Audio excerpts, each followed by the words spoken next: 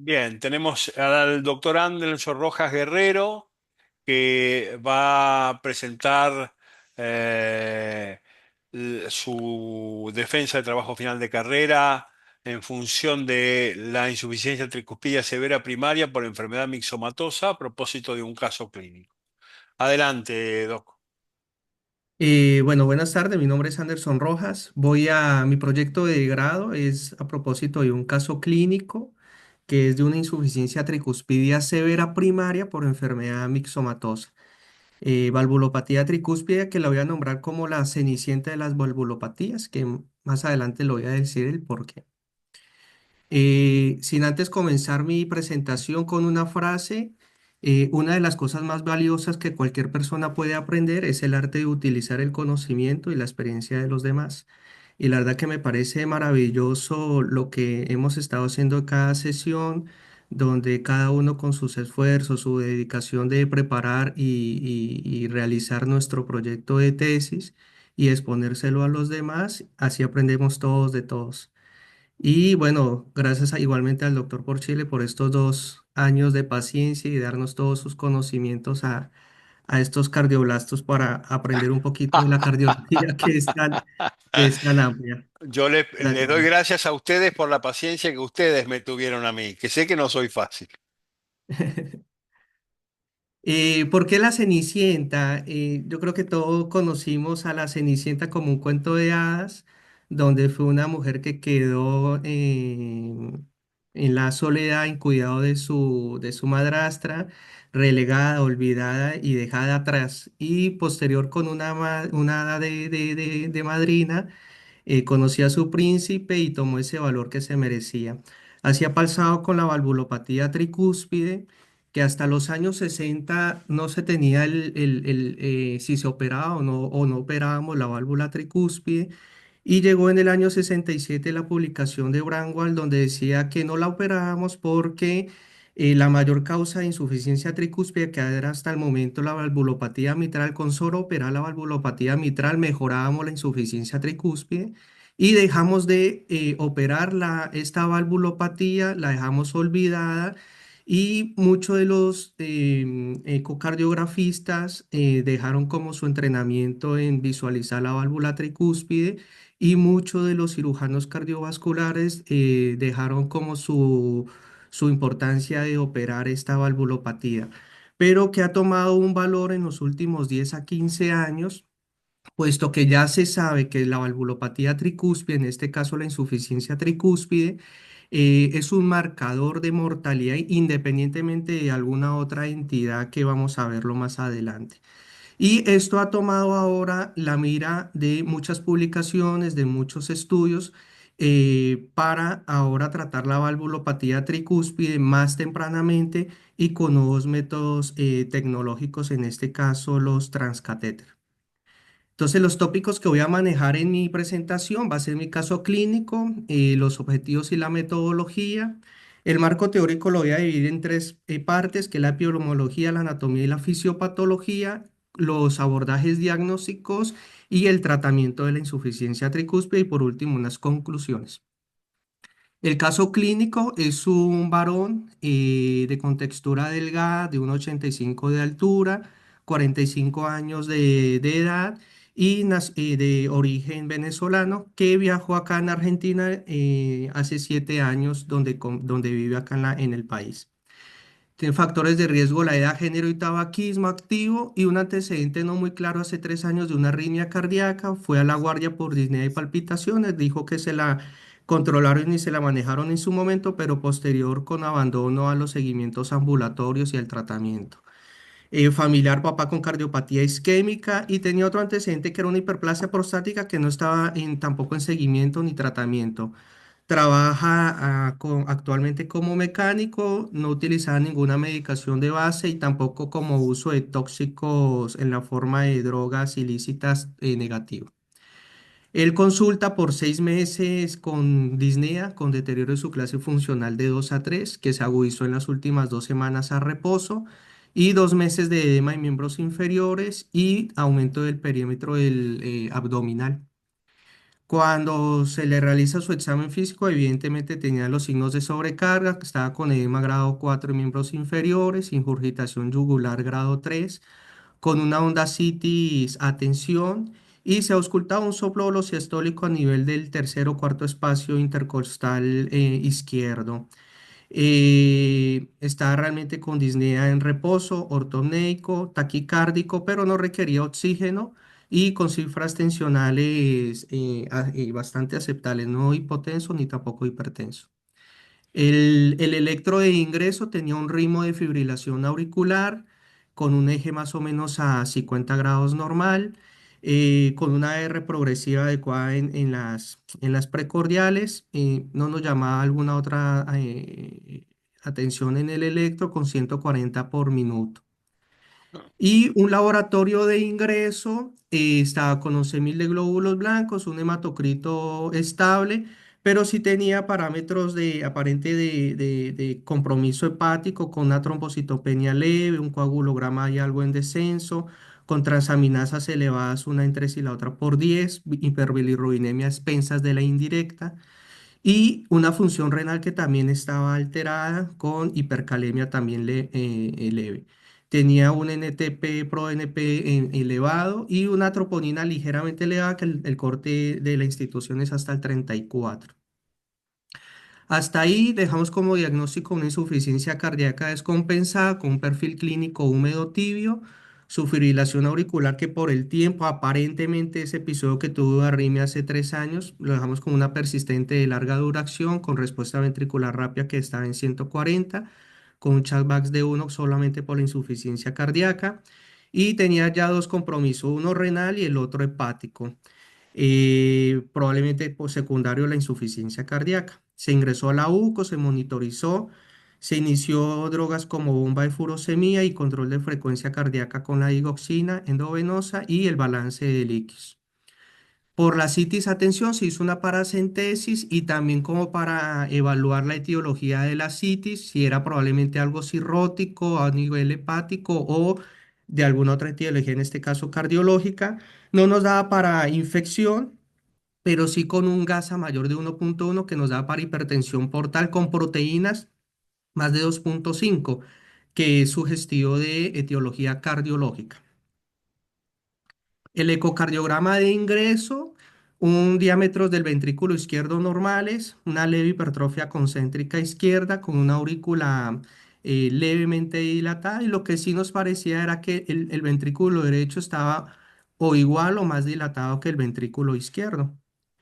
Este es un eje corto de los grandes vasos y demostrar que más o menos a nivel de la valva septal, a nivel de la valva coronaria derecha, tenía una imagen ahí rara que no sabíamos qué es lo que estaba pasando con esa valva, pero tenía un movimiento muy atípico.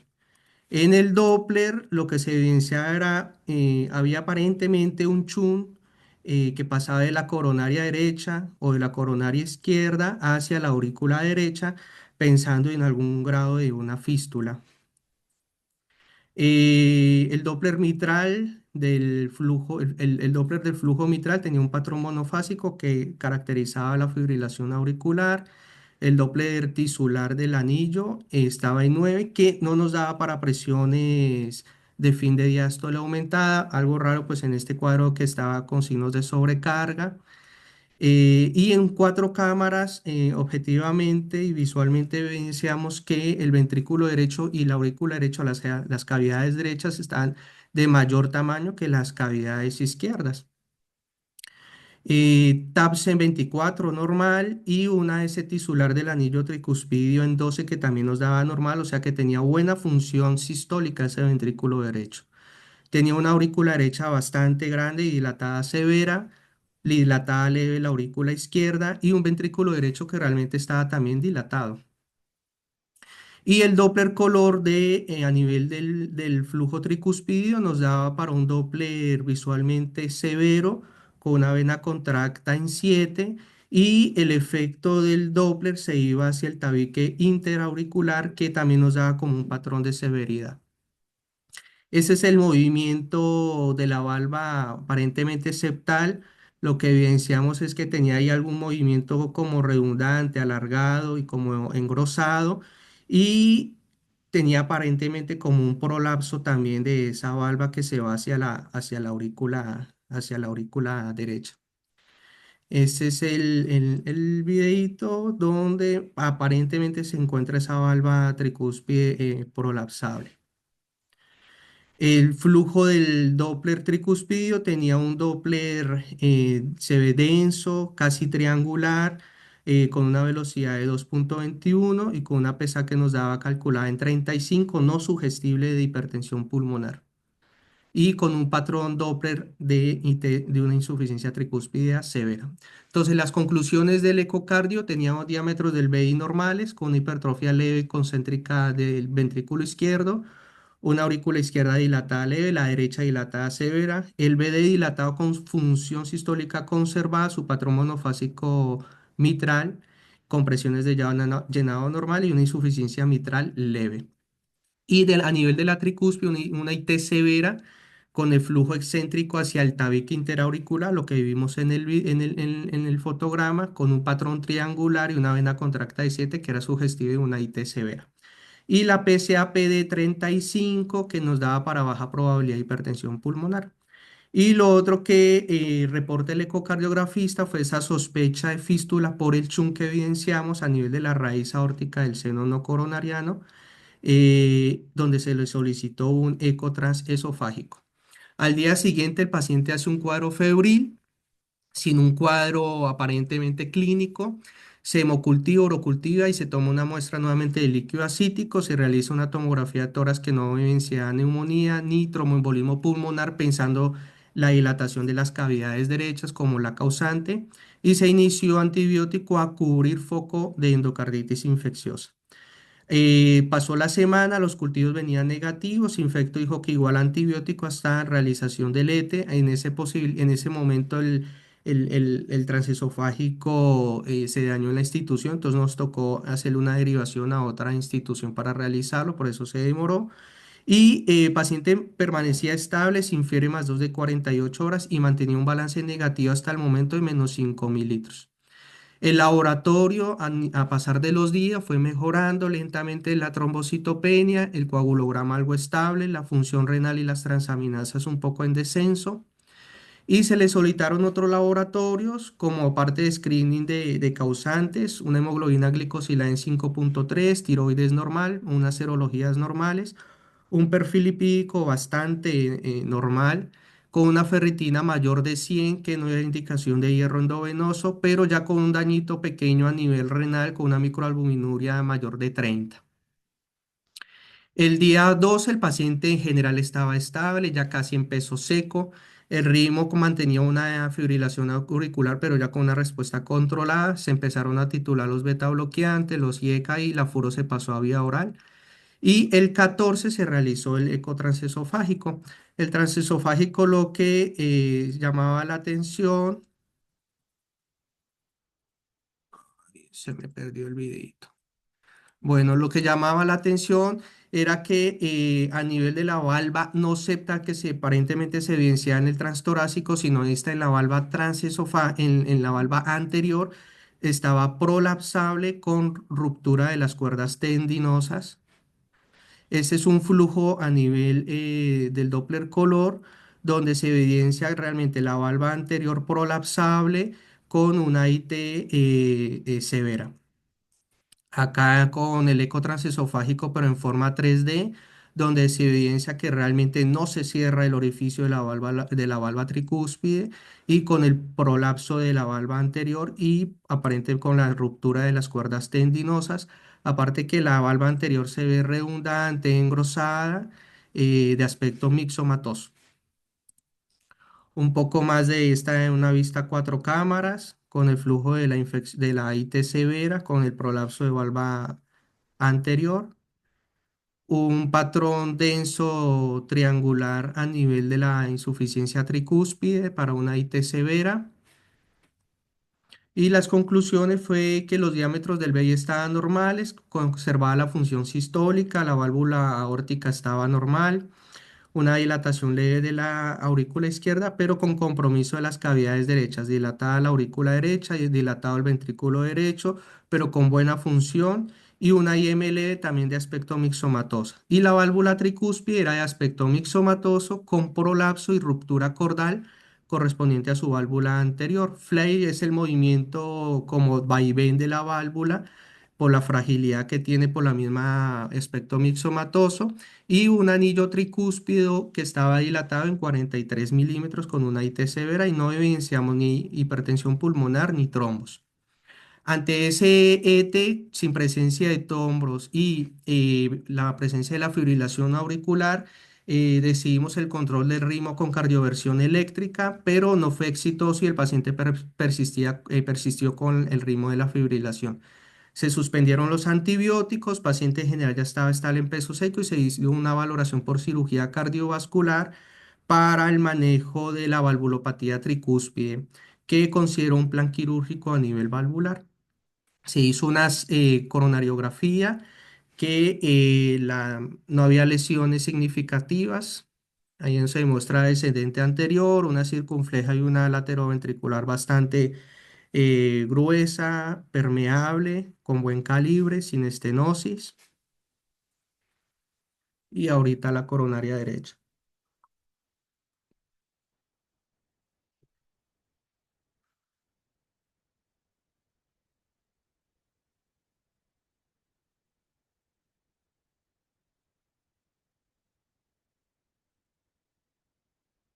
Otra vista.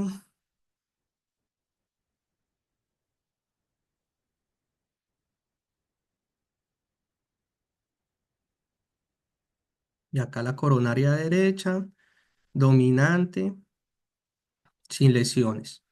Son Bueno, arterias que están ahí perfectamente normales, definitivamente, sí, ¿no?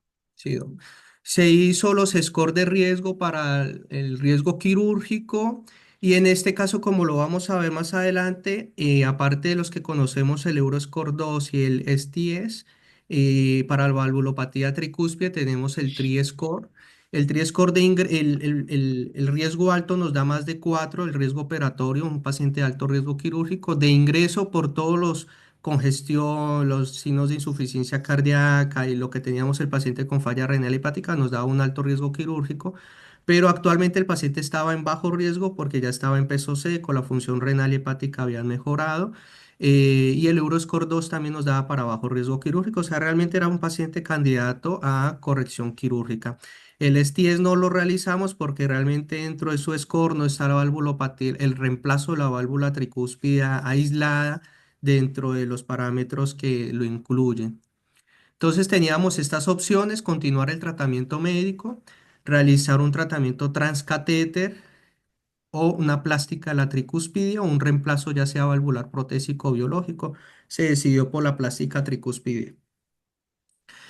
Otros parámetros prequirúrgicos: Doppler de vasos de cuello, eco de miembros inferiores, más con ateromatosis, nada significativo, exodoncia de 2 piezas dentarias y su vacunación. En su momento se le dio alta sanatorial y se con unos parámetros de laboratorio bastante, muchísimo mejores a los de su ingreso, todavía con un ligero toque renal, que nos daba por una tasa de filtración de 65, pero bueno, mucho mejor a como ingresó. Y se medicó con bisoprolol, enalapril, dapaglifosina, pixa por la parte de la fibrilación auricular, a pesar de que tenía un CHA+D de 1.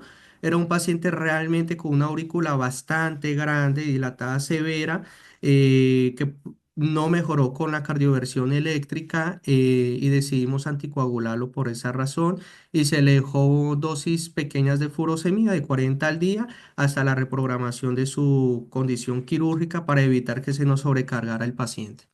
Reingresa a las 2 semanas, el 1 de septiembre, programado para la cirugía de reemplazo valvular. Y el diagnóstico prequirúrgico era una insuficiencia tricúspidea severa primaria por prolapso de la valva anterior, ruptura de cuerda tendinosa y enfermedad mixomatosa con dilatación del ventrículo derecho, pero con una función preservada. El parte quirúrgico fue bajo anestesia general, se hizo una esternotomía mediana, se canuló la aorta, las venas cavas y se conectó a circulación extracorpórea con cardioplejía. Se hizo una arteriotomía derecha, se expone la válvula tricúspide y donde observan prolapso significativo de la valva anterior, ruptura de las cuerdas y signos de degeneración mixomatosa del tejido valvular. Lo que se hace es hacerle reparación, que es lo que se hizo. Si tenía dilatado el anillo, corrección de esa dilatación; si tenía prolapso, corrección de la prolapso; si tenía ruptura de las cuerdas, corrección de la ruptura, que ese es el reparo de la valva. Entonces se colocó neocuerdas de la valva anterior, se hizo plicatura de la valva anterior, o sea, una limpieza de ese tejido mixomatoso, y se hizo una se le colocó se le realizó una anuloplastía con un anillo, con colocación de un anillo incompleto protésico número 36, lo que hace que reduzca el orificio del anillo y de la insuficiencia tricúspide, y lo hace más sostenible. Y se le colocaron puntos de sutura a lo largo del anillo valvular. Se realizó un ET intraoperatorio, tenía buena coaptación de las valvas y la IT pasó de severa a casi nada significativo. Se hizo cierre de la atriotomía, desconexión de su circulación extracorpórea, cierre de la esternotomía y se dejaron dos tubos de avenamiento, tiempo ampliado de 68 y de tiempo de circulación de 82 minutos. La verdad pasó un tiempo quirúrgico bastante estable, sin complicaciones. En el posoperatorio inmediato, paciente tolera bien el procedimiento, estable hemodinámicamente. Se empezó a hacer destete de la RM en las primeras horas, escasos drenajes, débitos por los drenajes. Al día siguiente ya está con respiración espontánea, algo de movilización pasiva. A los 2 días se retiraron los inotrópicos, los tubos mediastinales, y a los 5 días empieza a ser ya kinesio motora, deambula, paciente estable, sin insuficiencia cardíaca ni arritmias, y se le dio alta a los 7 días. Salió en plan casi su tratamiento como habitual, excepto la anticoagulación, que el plan era iniciarlo entre 1 a 2 semanas para que lo definiera hematología por forma ambulatorio prioritaria. Se hizo órdenes de rehabilitación cardíaca y bueno, hasta el momento no ha consultado por consultorio externo, todavía lo seguimos esperando para ver cómo estamos de cómo va evolucionando del posoperatorio, y probablemente para hacerle un ecocardiograma de control para mirar la evolución de la insuficiencia tricúspide. Anderson, un par de comentarios respecto del paciente. Eh, es raro ver un paciente, es un caso rarísimo, es un caso muy interesante. Es raro ver un paciente con un síndrome cardiohepatorrenal que en realidad ande tan bien, ¿no? Porque, y si agregamos de disfunción hematológica, el paciente tiene hipertensión portal fundamentalmente poshepática, la debemos interpretar como una hipertensión portal con ascitis, fundamentalmente de etiología suprahepática, digámoslo así, o poshepática. Y si Sí, vamos a esa etiología, fundamentalmente es la insuficiencia tricuspidia la que está generando este problema. Por otro lado, en cuanto a la fisiopatología de la insuficiencia renal de este paciente, la ascitis tiene mucho que ver. La citis genera un aumento de la presión intraabdominal que induce primero una reducción de la perfusión renal y segundo un taponamiento desde el punto de vista urinario y desde el punto de vista venoso renal que claramente comprometen el filtrado glomerular en este paciente. A tal punto que cuando el paciente mejora su insuficiencia cardíaca, incluso le hacen la centésis abdominal y lo descomprimen, vimos que la función renal empieza a mejorar. así es. A mí me da la impresión, Anderson, que aquí hay otra enfermedad de base. No sé cuál es tu opinión. Que el paciente llegue a una situación tan compleja a mí me hace pensar en algo más. Me hacen pensar que este paciente sea un secuelar de fiebre reumática, me hace pensar que este paciente sea un paciente con alguna enfermedad autoinmune concomitante. De todas formas, es un gran sobreviviente, ¿no? Y Sí, la un, verdad me gustó el caso, por eso lo escogí. Igual la idea era, porque todavía lo estamos esperando en consultorio, porque bueno, la idea sí es enviarlo a reumato, a genética, por como lo vamos, voy a nombrarlo así un poquitico, no tan detallado, pero sí como causas como el Marfan, el Ehlers-Danlos, Bien. enfermedades Yo, reumáticas, yo otras creo que enfermedades realmente conectivas que pueden producir este tipo de enfermedad, sí, sí, la sí. tricuspide aislada. Yo creo que la etiología de la insuficiencia tricuspidia ya es una cuestión bien rara, pero una insuficiencia tricuspidia en general no genera semejante falla multiorgánica. Es decir, un Mm. síndrome hepatocardiorrenal es mucha cosa para una simple IT en un circuito derecho que funcionaría inclusive sin válvula tricuspidia de ser absolutamente normal, porque es volumen dependiente, no es presión dependiente. Así que a mí me da la impresión o que va a haber que estudiar alguna enfermedad autoinmune con impacto sobre las resistencias vasculares pulmonares que hayan generado dilatación de BD, luego IT, luego sobrecarga cava y finalmente hipertensión portal, es una posibilidad. La otra posibilidad es que este paciente sea un secuelar de fiebre reumática y que en la práctica nosotros tengamos una pancarditis reumática como secuela de aquel episodio de fiebre reumática que haya originado todo este problema. La verdad que es muy interesante. ¿Qué vieron los cirujanos desde el punto de vista macro? ¿Describieron algo raro? ¿No hicieron algún comentario respecto del aspecto de los tejidos, del corazón?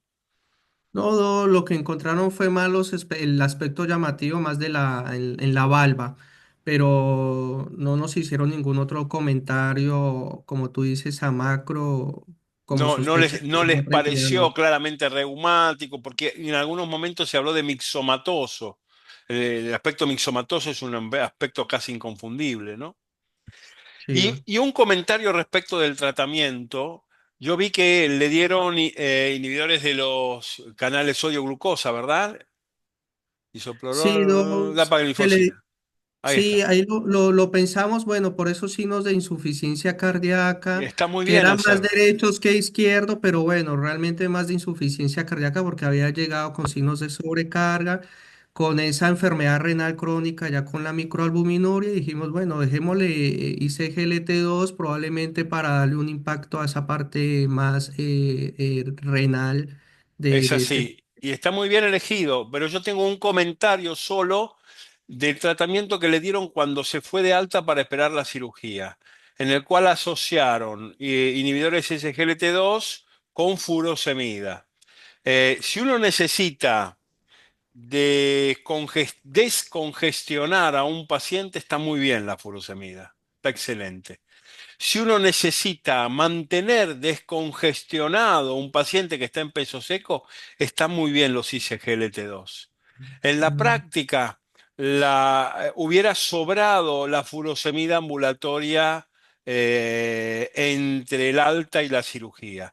Porque vos bien sabes, Anderson, que es activadora adrenérgica, que aumenta la renina plasmática, que aumenta las resistencias sistémicas y potencia la complicación de la insuficiencia cardíaca en estos casos. Es el único comentario que quiero decir. Es decir, para redondear, inhibidores sodio-glucosa para conservar en peso seco.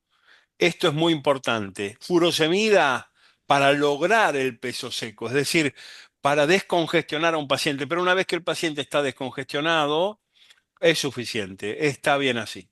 ¿Se entiende lo que gracias, quiero ¿no? decir? Sí, claro. Bien. Adelante. Bueno, los objetivos de mi tesis, entonces como general, evaluar las manifestaciones clínicas, diagnósticas y terapéuticas de la insuficiencia tricúspide, principalmente en este caso la primaria, haciendo énfasis en las últimas evidencias, sus resultados en calidad de vida, clase funcional y en su morbimortalidad. Dentro de los específicos, bueno, hacer como una diferencia anatómica de la válvula tricúspide de la normal de la patológica, o sea, en este caso la insuficiencia tricúspide, revisar qué modos diagnósticos tenemos a la mano para detectar la insuficiencia tricúspidea, diferenciar la fisiopatología como lo vamos a ver de la primaria a la secundaria, qué posibilidades diagnósticas y terapéuticas tenemos. Y en el tratamiento, ¿qué nuevas evidencias terapéuticas tenemos, tanto en el tratamiento transcatéter, o sea, percutáneo, y en las técnicas quirúrgicas y en su impacto en la mortalidad y en la clase funcional? Mi metodología es más una revisión de la literatura en la base de datos de varias revistas como PubMed, de la Revista Cardiológica Europea, el Colegio Americano, la Argentina y bueno, y otras revistas más de cirugía cardiovascular.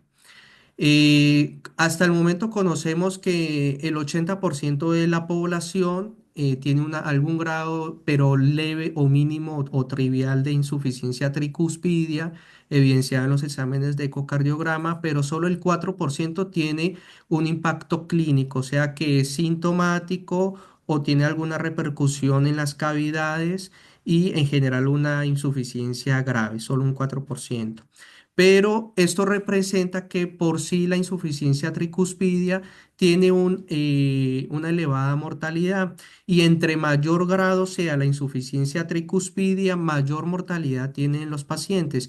Incluso hay pacientes que tienen una insuficiencia generalmente leve, también tienen un impacto en la mortalidad en los pacientes. Esto se ve que entre más grave es más mortalidad y es que a los 5 años, si nosotros pasamos de una insuficiencia tricuspidia severa y la nueva clasificación a masiva y torrencial, a 5 años tenemos una baja supervivencia del 53 pasa a 45 y al 35%. En Estados Unidos, que es donde tenemos los grandes datos estadísticos, se dice que en la población más o menos 1,6 millones de personas tienen una insuficiencia tricuspidia clínicamente significativa, pero solo el 0,5% de esos pacientes se operan. Eso llama mucho la atención porque es una valvulopatía por el momento todavía no tratada y olvidada todavía no le tenemos el valor que probablemente se merece en estos pacientes. Y porque la insuficiencia tricuspidia de por sí, en presencia de cualquier otra entidad, de por sí tiene una alta mortalidad, más de 2 veces de lo normal. Y si está asociado a hipertensión pulmonar, está asociado a disfunción del ventrículo izquierdo, está asociado a insuficiencia mitral, a fibrilación auricular o disfunción del ventrículo derecho, aumenta más la mortalidad. La anatomía, conocemos que la válvula tricúspide es una válvula auriculoventricular que está localizada en las cavidades derechas, entre la aurícula derecha y el ventrículo derecho. Tiene un anillo fibroso que hace parte del esqueleto fibroso del corazón. De ese anillo se insertan las tres valvas principales, que es la septal, que está asociado al tabique interauricular, la anterior, que está asociado al tracto de salida del ventrículo derecho, y la posterior. Y a cada valva se insertan sus cuerdas tendinosas y de esas cuerdas tendinosas los músculos papilares. De la septal, casi un 25% de pacientes no tenemos músculos papilares, sino se insertan directamente en el tejido interventricular, en el músculo. El músculo papilar anterior se inserta en la pared anterior del ventrículo derecho y es el más responsable de que cuando se empieza a dilatar el ventrículo derecho, es que él hace tracción a ese músculo papilar y se va dilatando ese anillo, esa válvula tricúspide a expensas de esa válvula anterior. Y el músculo papilar posterior está insertado tanto en la parte posterior como inferior del ventrículo derecho. Hay unas estructuras relacionadas a ese anillo tricuspidio y esto es de importancia sobre todo en los tratamientos quirúrgicos o transcatéter porque los podemos lesionar. Y es que el anillo a nivel está asociado a la coronaria derecha, por eso hay unos estudios que lo vamos a ver que tenemos que tener de medir esa relación, de que no esté muy estrecho porque podemos lesionar la coronaria derecha en procedimientos quirúrgicos, así como el triángulo de Koch, que sabemos que está limitado por la valva septal, por el tendón de Todaro y el seno coronario. Por ahí está pasando el nodo AB y la rama derecha de las DIs. Esto también es de importancia porque los puntos de sutura y las prótesis pueden lesionar ese anillo, ese nodo AB y producirle a los pacientes bloqueo AB y requerimientos de marcapaso. El anillo tiene una forma de silla de montar con la valva septal y anterior más superior y la valva posterior más inferior. Y durante la diástole y sístole, ese anillo se agranda casi un 30 a 40% de diámetro a expensas de la valva anterior y posterior. ¿Y esto por qué es de relevancia? Porque esa silla de montar en una fisiopatología normal, en la patológica, cuando se va dilatando ese anillo tricúspide y se va dilatando el ventrículo derecho, hace que la valva anterior y posterior se vaya dilatando y cambie de figura de silla a montar a una figura plana. Y eso es de importancia porque cuando se le hace los reparos quirúrgicos, los anillos, las anuloplastías o los anillos que se le coloquen deben de estar más rígidos hacia la parte donde más se dilata el anillo, que sería hacia la valva anterior y posterior. El anillo es importante medirlo en los exámenes porque va a ser uno de los criterios quirúrgicos que vamos a tener más adelante. La válvula tricúspide, como la conocemos, son tres valvas y es conocido como el tipo uno, o sea, un 54% de las personas tenemos válvula tricúspide, pero así como tenemos válvula tricúspide, también podemos tener válvulas bicúspides, cuadricúspides, hasta cinco cúspides tenemos de válvula tricúspide. Y la segunda con mayor frecuencia, en un 32%, de la tipo 3B, donde tenemos una valva septal, una valva anterior y dos valvas posteriores. Eso también es de importancia porque sobre todo en los tratamientos transcatéter que vamos a ver, una de las anatomías más favorables es la tricúspide. Entonces nos tenemos también que enseñar, y sobre todo en los ecocardiogramas y los que hacen transesofágico, en visualizar bien las valvas tricúspides porque la mitad, casi la mitad de los pacientes no tienen tricúspide y probablemente no sean candidatos a terapia transcatéter. Más de la parte de las valvas, pero en forma más tridimensional. La A es la A y la B, el tipo uno, la más frecuente, o sea, la tricúspide, y la G y la H, la segunda de importancia, que es la 3B, con dos valvas posteriores. La etiología, tenemos unas causas primaria o secundaria. ¿Qué difiere esto? Que la primaria es un daño directo de la válvula tricúspide y en su mayoría es una valva que anatómicamente está anormal. Y la secundaria es más por dilatación del ventrículo derecho, dilatación de la aurícula derecha, que dilata el anillo tricúspide y produce la insuficiencia tricúspidea, pero anatómicamente, estructuralmente, esa valva se encuentra de aspecto normal. Y esa secundaria, que es la causa más frecuente, más por patología izquierda, en un 90%, es más por valvulopatía mitral, aórtica o insuficiencia cardíaca, ya sea con fracción preservada o reducida. Tenemos otras causas como las causas atriales funcionales, en este caso la fibrilación auricular, las enfermedades pulmonares, sobre todo las que producen hipertensión pulmonar, y las cardiomiopatías de cavidades derechas estrictamente. Y dentro de las primarias, la causa más frecuente, estos son datos más de estadounidenses, la endocarditis, por el uso elevado de drogas endovenosas ilícitas. Tenemos la otra que son las degenerativas y por prolapso de la válvula mitral, enfermedades degenerativas como la mixomatosa. Tenemos la falla de las prótesis, los dispositivos implantables. Antes en esta clasificación las incluían en las primarias, ahorita en las nuevas clasificaciones está la primaria, la secundaria y por dispositivos implantables en una tercera clasificación. Entonces, dentro de las primarias, que es un daño directo de la válvula tricúspide, estamos con las anormalidades congénitas. La más conocida son las displasias. En este caso, la anomalía de Epstein. La anomalía de Epstein lo que produce es que el anillo de la válvula tricúspide se inserta más hacia la zona ventricular. Entonces, queda desplazado el anillo mitral más abajo de la tricúspide y produce una insuficiencia tricuspidia severa.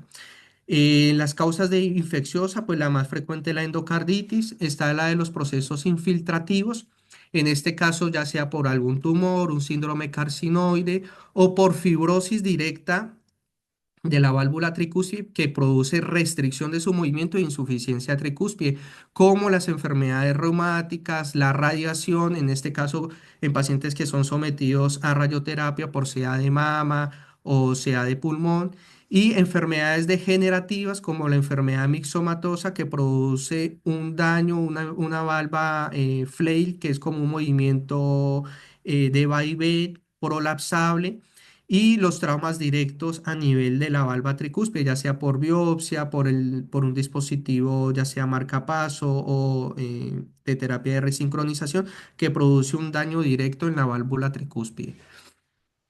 La degeneración mixomatosa tiene una prevalencia muy baja en 0,4% y lo que se produce es un desequilibrio entre la producción y la ruptura de la matriz extracelular, disminuye la capa fibrosa y aumenta el material mucoide, o sea, mixomatoso.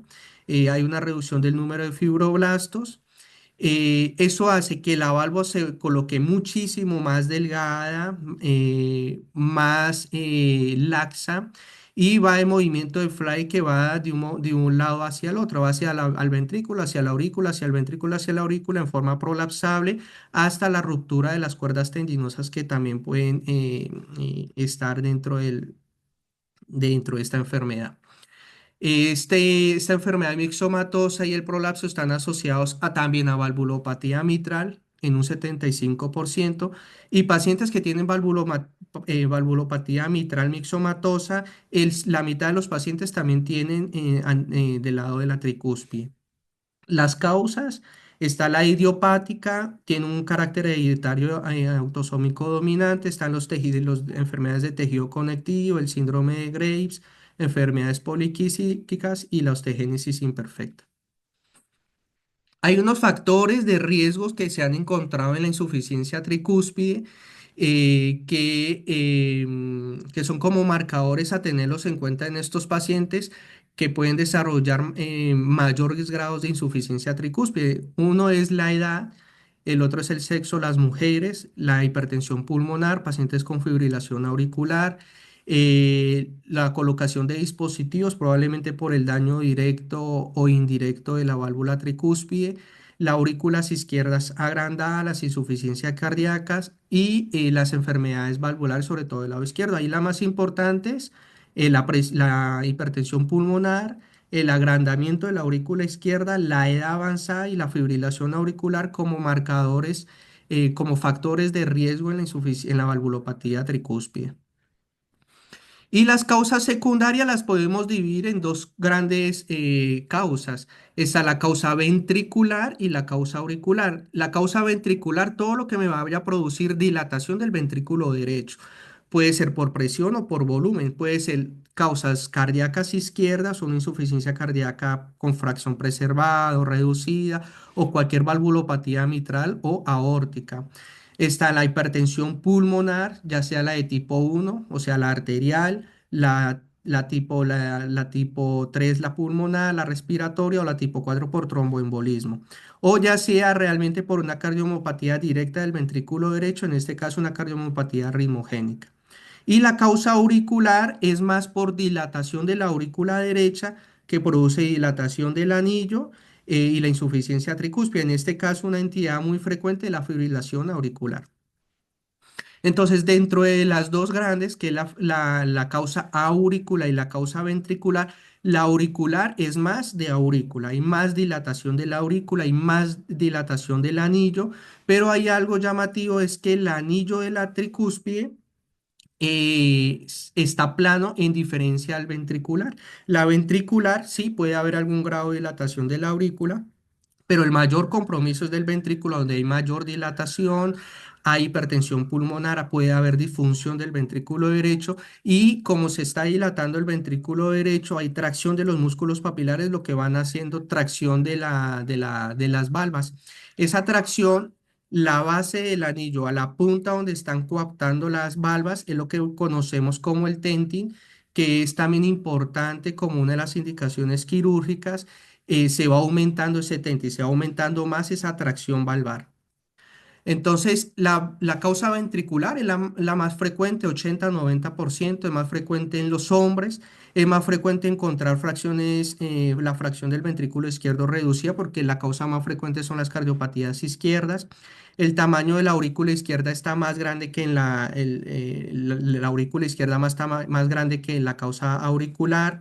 Ese TENTI, como lo estaba nombrando, es más grande que en la auricular. El tamaño del anillo tricúspide, a diferencia es porque en la auricular, como hay mayor dilatación de la aurícula, hay mayor dilatación del anillo y eso también difiere de la causa ventricular. Y todos los parámetros, lo que es disfunción del ventrículo derecho, hipertensión pulmonar, están más marcados en la causa ventricular. Esto es importante porque para tenerlo en cuenta, sobre todo para las opciones terapéuticas que le podemos ofrecer a los pacientes, pensando si es la causa ventricular o auricular. Esto es un poco más para explicarlo. Tenemos el anillo en los extremos, las valvas en verde y lo que nosotros se mide en el ecocardiograma como para tenerlo en cuenta porque son marcadores e indicaciones si el paciente es candidato o no candidato, sobre todo a tratamiento transcatéter y es para evaluar esa área de TENTI que sería el número 2, o sea, la altura que hay de la base a la punta donde están coaptando las valvas. Debe ser de un tamaño muy pequeño para que el paciente sea indicación de cirugía transcatéter. Y lo otro es que la longitud de las valvas también sean una longitud representativa para tener un adecuado tratamiento. Entonces, uno más, arriba la causa ventricular, tenemos un ventrículo derecho mucho más grande, con un área valvular con un tentín muchísimo más grande, y abajo la auricular con un tentín pequeño, más planar el anillo, pero con una aurícula derecha mucho más grande. Y la otra causa son por dispositivos, llámese el cable del marcapaso o terapia de resincronización. Lo que produce es en la A un daño, un pinzamiento directo en la valva y la insuficiencia tricúspide. En la B se produce porque el cable está en la mitad y produce una restricción del movimiento valvar y también produce una insuficiencia tricúspide. En la C una perforación y en el D es que con el tiempo ese cable va produciendo un cambio morfológico y un proceso inflamatorio a nivel de la valva que produce también insuficiencia tricúspide. Hay unos fenotipos que se han estudiado y sobre todo es importante para saber en qué paciente podemos tener en esos fenotipos porque nos da pronóstico. Pacientes de bajo riesgo que casi no tienen ningún tipo de comorbilidad tienen mejor supervivencia a largo plazo, pero los pacientes de peor pronóstico, probablemente por por el alto manejo de volumen que manejan, son los pacientes renales y los pacientes con enfermedad pulmonar, sobre todo los que tienen hipertensión pulmonar y las enfermedad y la cardiopatía isquémica. Son los pacientes que si tenemos con insuficiencia tricúspide, alguno renal, con hipertensión pulmonar o cardiopatía isquémica, les va mal a futuro. La parte de la fisiopatología, tenemos en el A un corazón normal y a medida que ocurre la insuficiencia tricúspide en el B, lo que se va produciendo es que la regurgitación, la sangre que va del ventrículo a la aurícula se va aumentando. Al principio la aurícula es complaciente porque es dependiente de volumen. Pero con el tiempo, si esa insuficiencia se va aumentando, lo que va a hacer la aurícula es que se va agrandando va haciendo dilatación en azul el anillo tricúspide y eso va a empezar a repercutir porque se va dilatando el anillo y se va dilatando la parte basal del ventrículo derecho. Hasta llegar a un momento que si este círculo sigue avanzando, hay mayor dilatación de la aurícula, mayor dilatación del anillo, mayor dilatación no solamente ahora de la parte basal, sino toda la parte anterior del ventrículo derecho hace mayor tracción de los músculos papilares, en este caso el músculo papilar anterior, y aumenta ese orificio de la insuficiencia tricúspide. Y también ese volumen va ejerciendo también fuerza hacia el tabique interventricular, que es lo que conocemos como la interdependencia ventricular. El septum hace un movimiento paradójico y un movimiento de aplanamiento más hacia el ventrículo izquierdo. Acordémonos que el ventrículo derecho, su contracción depende también de ese septum, depende de la pared anterior del ventrículo derecho. Entonces, a medida que se va dilatando el ventrículo derecho, probablemente también se va haciendo disfunción de ese ventrículo derecho.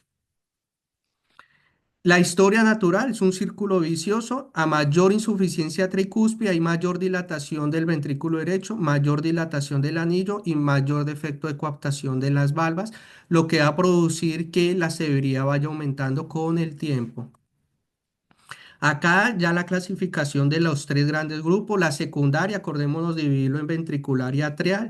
Ventricular, donde tenemos un área de ese esa, esa atracción de las valvas más grandes que en la auricular, donde la dilatación de la aurícula derecha es más grande en la aurícula, en la causa auricular que la ventricular, pero la causa ventricular produce más dilatación y disfunción del ventrículo derecho.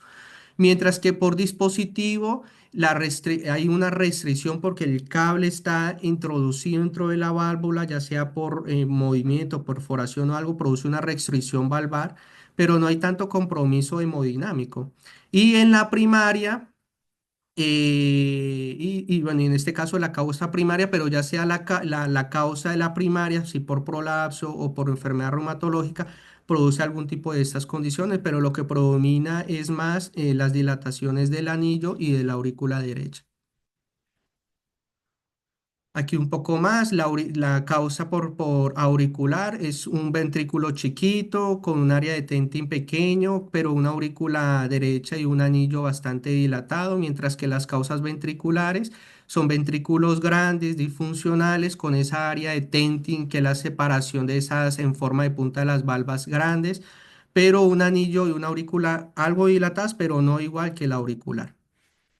Las manifestaciones clínicas son pacientes porque esa repercusión, ese volumen se hace de forma de la aurícula derecha hacia el sistema venoso. Entonces vamos a tener son signos y síntomas de congestión venosa. Entonces vamos a tener los edemas, la ingurgitación yugular con signo de Kussmaul, el compromiso a nivel abdominal más por hipertensión portal, por transacción de líquidos y la citis hasta los síntomas de adinamia, astenia, más por los síntomas de bajo gasto que se reflejan al ventrículo izquierdo. En la exploración física vamos a encontrar un soplo, generalmente sistólico o lo sistólico a nivel del cuarto quinto espacio intercostal izquierdo subsifoideo, que empeora con la maniobra de Rivalo-Carvalho, que acordémonos que al hacer una inspiración profunda, en una inspiración profunda y en apnea, aumenta el retorno venoso de las cavidades derechas y empeora el soplo de las valvulopatías derechas. Encontramos las arritmias supraventriculares, especialmente más por la dilatación auricular, en este caso la fibrilación auricular, y el pulso venoso lo que encontramos es, acordémonos que las ondas, la A y la X es la A contracción, la X relajación, la B llenado y la Y vaciamiento de la aurícula. Entonces, como en la B se está llenando más la aurícula porque viene en la sangre del ventrículo derecho, vamos a tener ondas de cañón B. Vamos a tener unas ondas grandes B por el aumento del llenado auricular. Y la Y, que sería la de la relajación, esto es porque súbitamente toda esa sangre que está en la aurícula derecha se va de la aurícula de forma súbita y hay una onda Y bastante profusa. Llega un momento que puede haber la ventricularización, o sea, desaparición de la X y de la onda C y de la onda X y producir solamente una sola onda. Por eso se llama ventricularización. Dentro de los métodos diagnósticos encontramos tres grandes: el ecocardiograma, la tomografía y la resonancia magnética. El ecocardiograma podemos tener el 2D, el habitual, el transtorácico o el eco tridimensional. Arriba, las vistas que podemos de pronto aclarar más o menos la visualización de la válvula tricúspide. El A es una vista para esternal izquierda, eje largo, pero hacia el tracto de salida del ventrículo derecho, donde encontramos las valvas, la valva tricúspide, el ventrículo y la aurícula. La B es un eje corto de los grandes vasos donde encontramos la válvula tricúspide hacia el lado izquierdo. La C es una vista de cuatro cámaras donde encontramos las cavidades derechas al lado izquierdo. En la D es una vista subcostal donde encontramos la visualización de la tricúspide en la parte superior y lo tridimensional. ¿Y qué nos interesa evaluar en la válvula tricúspide? Primero, todo lo que nos llame la atención visualmente. Entonces, la morfología de la válvula tricúspide. Tenemos que mirar si es una morfología habitual, normal, si se mueve bien, si hay restricción, si es una válvula prolapsable. Primero, todo lo que entra por los ojos, más o menos nos vamos a dar cuenta cuál puede ser la causa de esa válvula tricúspide. La otro método, en este caso cualitativo, lo que nosotros vemos es la señal Doppler. Le colocamos un Doppler continuo a ese flujo tricúspidio y según la densidad y la morfología de ese flujo podemos decir si es leve, moderado o severo.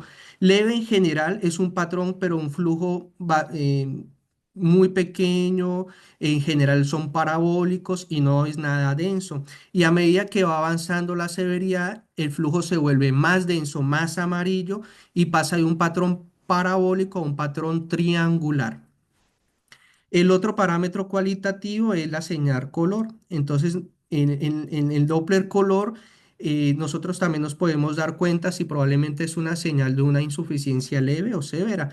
Una insuficiencia leve en general es un corazón estructuralmente general normal, no está dilatado, es un válvula tricúspide que se mueve normal, es una aurícula derecha normal y es un jet muy chiquitico central. Mientras que una severa podemos ya tener compromiso de las cavidades derechas, una aurícula derecha grande, un ventrículo derecho grande, algo de dilatado del anillo tricúspide y el Doppler color lo que encontramos es que es un Doppler grande y que se adosa, en general son excéntricos y se adosan a la pared interauricular y pueden tener un efecto también remolino. Otro método son los semicuantitativos, en este caso la vena contracta. La vena contracta es el mínimo diámetro donde pasa el flujo color a nivel más o menos de las valvas. Si entre más pequeño, pues consideramos que es un orificio muy chiquitico y entre más grande es un orificio más grande, o sea, mayor de severidad la insuficiencia tricúspide. Y el área del Y lo que hacemos es redondear toda el área de la insuficiencia tricúspide y compararlo con el área de la aurícula derecha. Si ese área es mayor a esa aurícula derecha, proporcionalmente también podemos decir que es una insuficiencia tricúspide severa. Otro parámetro que encontramos también probablemente de severidad es la reversión sistólica del flujo de la vena hepática. ¿Qué es esto? Si nosotros sabemos que el pulso venoso, la onda venosa, la A es la contracción auricular, tenemos la onda C, la X, que es donde representa la sístole del ventrículo, y la B y la Y, la diástole. Entonces, si abajo en la imagen color, lo azul, la A es lo normal y la C lo anormal. Lo rojo es todo lo que se acerca al transductor. La C, el rojo se está acercando al transductor. Quiere decir que el flujo durante la sístole del ventrículo derecho se está devolviendo a la aurícula derecha y se está devolviendo a las venas hepáticas. Esto es anormal. No debería de pasar. Esto quiere decir que hay una insuficiencia tricúspida bastante importante para que el flujo llegue hasta las venas hepáticas. Entonces, lo que se conoce como la reversión. Entonces la S deja de ser negativa a pasar positiva. Entonces la S hacen un flujo de A, C arriba y la D abajo. Eso es un parámetro de severidad. Y el otro parámetro es el cuantitativo, que ya por una metodología que es el PISA, donde tampoco en general es difícil, pero necesitamos alinear bien el flujo. En general necesitamos son flujos excéntricos porque necesitamos medir el área, el radio de la velocidad proximal donde ocurre la insuficiencia tricúspide y mediante ecuaciones sacamos más o menos tres parámetros. Dentro de los más importantes, el ORE. El OR es el orificio regurgitante efectivo. Entre más pequeño sea ese orificio, consideramos que es una insuficiencia tricúspidea leve y entre más grande es una insuficiencia tricúspidea severa. Y también podemos extraer el volumen regurgitante, o sea, el volumen que se está realmente regurgitando del ventrículo a la aurícula. Igualmente, entre más grande ese volumen, más gravedad sea la insuficiencia tricúspide. Y ahí es donde viene esta clasificación. Entonces tenemos la leve, una vena contracta chiquita, pequeña, menor de 3 milímetros, un orificio regurgitante pequeño, menor de 20 milímetros y un volumen regurgitante también pequeño, menor de 15. Pero tenemos una ya severa, estos parámetros es importante saberlo porque es una de las indicaciones probablemente que vamos a ver para catalogar la insuficiencia tricuspidia severa, o sea, una vena contracta mayor de 7, un orificio regurgitante mayor de 40 y un volumen regurgitante mayor de 45. Pero en el año, ya hace más o menos desde el 2017, la doctora Rebeca Ham y Zamorano consideraron dos nuevas clasificaciones, que es la masiva y la torrencial. ¿Por qué llegaron a esta? Porque se dieron cuenta que de la severa podíamos pasar a una masiva y a una torrencial ecocardiográficamente, pero manejando a estos pacientes con alguna terapia invasiva, podíamos pasar de torrencial a masiva, de masiva a severa y así sucesivamente, y mejoraba la calidad de vida de los pacientes y la clase funcional. Entonces, por eso se tomó en cuenta dos clasificaciones adicionales. Entonces, en la leve, ¿qué tenemos? ¿Qué sería una insuficiencia tricúspide leve? Que tenemos una morfología de la válvula tricúspide normal, que el jet color es algo pequeñito, es estrecho, es central, la señal Doppler es más débil, es parcial y es parabólico, se dibuja más en forma bonita, parabólica, el ventrículo derecho es normal y tenemos parámetros, los cuantitativos, todo que nos da para leve. Y lo severo es que es una morfología que realmente tú la ves gravemente anormal. Se ve el dilatado del anillo, se ve prolapsable, tiene mal coaptación, tiene aumento de setting como lo había hablado anteriormente. El Y es un jet grande, generalmente es excéntrico, se adosa hacia la parte del tabique interauricular, puede tener efecto remolino. El Doppler es más triangular, el ventrículo derecho lo encontramos en generalmente dilatado, con disfunción más o menos para dividir las aguas entre leve y lo grave.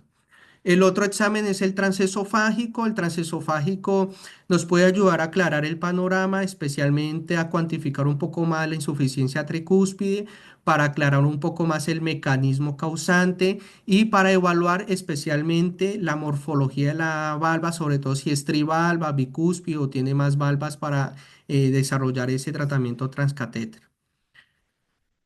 Entonces acá un poco más de imágenes como lo podemos ver. Es importante sobre todo la C, que es la vista transgástrica, que es la importante para evaluar sobre todo la morfología de cuántas valvas tiene la válvula tricúspide.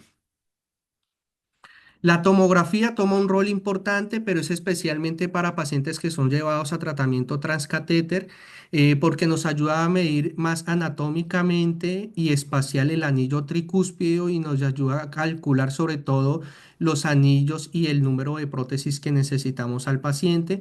Igualmente también su relación con la coronaria derecha para tener sobre todo su precaución y no lesionarla durante los tratamientos. Y la resonancia, en general, la resonancia es el gold estándar para las cavidades derechas, nos ayuda a cuantificar de una forma más exacta los volúmenes, la fracción de eyección, la dilatación del BD, la disfunción, si hay disfunción sistólica o no. Pero bueno, no todo lo tenemos a la mano, pero para saber lo que es en general es el gold estándar para las cavidades derechas. Y el tratamiento, vamos a dividirlo en tres grupos, que es el tratamiento médico farmacológico, el transcatéter y el quirúrgico. Sin antes saber que antes para tomar decisiones siempre tenemos que tener en cuenta el HERTIM. El HERTIM, como lo sabemos, está ayudado y asociado a todas las especialidades que pueden intervenir en el paciente para generar que cada uno con sus conocimientos, todos guiados también bajo la experiencia y las guías, tomar la mejor decisión para cada paciente. Y depende también en qué estadio está el paciente, vamos a tomar las decisiones. Entonces, en el primero, si es un paciente que tenemos una insuficiencia tricúspide severa, pero está totalmente asintomático, no tiene signos de insuficiencia cardíaca, Clase funcional uno. El BD no está dilatado con buena función. En general son pacientes expectantes, se van observando y no requieren ningún tipo de tratamiento. En lo verde, si este paciente pasa de asintomático y empieza a tener algún tipo de síntoma de sobrecarga, tiene una clase funcional 2, 3, el ventrículo derecho no está dilatado o ya empieza a dilatarse, pero sin disfunción severa, ese es el paciente ideal para intervenir. No hay que esperar que llegue a lo amarillo, que ya tenga disfunción del ventrículo derecho y que tenga hipertensión pulmonar para tomar alguna decisión, porque ya el paciente probablemente está pasado y no se puede realizar ningún tipo de tratamiento y ofrecerle algún pronóstico a ese paciente. Acá juega fundamental un score que es el TRI-score. El TRI-score fue avalado y fue impuesto con el Euroscore 2 y le ganó la batalla más en la valvulopatía tricúspide porque el TRI-score toma parámetros de insuficiencia tricúspide. Entonces son unos parámetros que es edad mayor de 70 años, clase funcional 3-4, si tenemos signos de insuficiencia cardíaca derecha, si tenemos dosis altas del uso de furosemida, si tenemos injuria renal, hepática, disfunción del ventrículo izquierdo o hay disfunción también de ese ventrículo derecho. A cada uno le da un puntaje y puntaje mayor de 4 nos da un alto riesgo quirúrgico y probablemente el paciente no sea candidato a cirugía, sino probablemente a algún tratamiento percutáneo. Y se dieron cuenta que a medida que a mayor puntaje de este TRI-score hay mayor mortalidad en los pacientes. Entonces, el tratamiento médico es dirigido más a las guías de insuficiencia cardíaca, predominan el uso de los diuréticos, en este caso los diuréticos de ASA. Los antagonistas de los receptores de mineralocorticoides están indicados cuando tengamos signos de congestión hepática a dosis diuréticas. Como es muy frecuente la fibrilación auricular, el control del ritmo es fundamental en estos pacientes y pacientes que tienen insuficiencia tricúspide y por otro motivo le colocaron una terapia de resincronización o tiene algún reemplazo de válvula mitral, esos pacientes de por sí el 40% mejoran la insuficiencia tricúspida, pero hay que tener en cuenta que a futuro esa insuficiencia tricúspida puede recurrir y que a un 60% de pacientes que mantienen esa insuficiencia tricúspida, mantienen esa mortalidad y probablemente tienen peor pronóstico de esos pacientes. Entonces, dentro del tratamiento transcatete, bueno, nos llega aquí una ola de los nuevos tratamientos que está pasando en la tricúspide, y es que empezamos con el TAVI en el reemplazo de la válvula aórtica y ahora se nos viene la tricúspide, que tenemos incluso actualmente muchos más dispositivos que la aórtica y están en la vanguardia porque estamos conociendo cada vez más la válvula tricúspide, la estamos aprendiendo a ver más en los estudios diagnósticos y probablemente los cirujanos están tomando más experiencia y perticia en operar. Entonces probablemente va a ser un tratamiento más adelante de innovación. Y existen múltiples dispositivos para el tratamiento transcatéter. Entonces, desde la derecha superior están los tratamientos de aproximación. Lo que buscamos en estos tratamientos de aproximación es hacer como un ejemplo puntos de sutura, tomar una valva con otra valva y unirlas por un punto de sutura. En estos casos, parecido como el MitraClip, tenemos unos dispositivos que es el TriClip y el Pascal, que son los afrontamientos de borde o of each. Lo otro son el de abajo, la anuloplastía, que lo que buscamos es que pacientes que tienen dilatado el anillo, reducir ese anillo mediante una banda rígida para reducir el orificio de la insuficiencia. El más conocido y el que se está usando más actualmente es el Cardiovan. Y tenemos a la izquierda las dos prótesis más habituales. Arriba son los reemplazos valvulares que se llaman ortotópicos. Ortotópicos es que